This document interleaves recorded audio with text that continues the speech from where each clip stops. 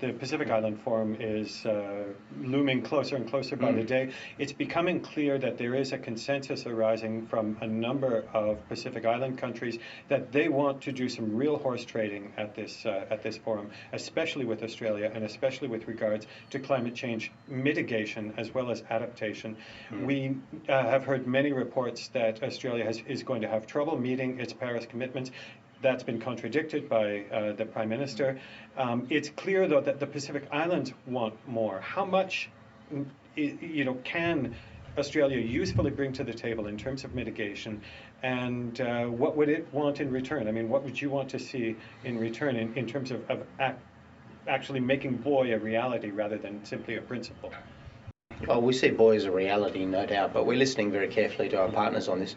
The Pacific Island Forum is an opportunity, I think, for Australia again to say some things about what we're going to be doing moving forward, as well as the work that we've been doing, and we understand that about climate change. So we'll have more to say about that in the lead up to the forum. But obviously, you're right, Pacific Island countries feel the impacts of climate change more than other countries do, and the issues are real. The mitigation issues are real, the adaptation issues are real, and Australia very much wants to partner and work on those issues. And I think you'll see a lot more intent in that regard, especially through our infrastructure financing facility focused on climate mitigation and adaptation projects. You'll also see, I think, announcements that are listening and receptive to any work that Pacific Island countries want to do to mitigate against climate change. We believe we will meet our Paris targets, and we're very firm about that. And Australia always meets its international targets. We're a good international player. Not every international country does meet its targets. Some of them fail very badly or don't take the environment seriously. We do take the environment seriously, and we do believe that we have to listen very carefully on climate change to Pacific needs. Do you see the climate change as an emergency, as it's been portrayed in Pacific Island nations?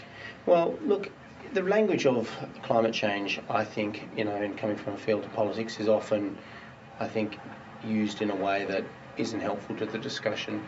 That happens a lot in every country at the moment. And whatever language you use, the Pacific feels the impacts of climate change more than other countries do. There's no doubt about it. And it's a real issue. And we accept that. And we accept that we have to do as much as possible to help with it.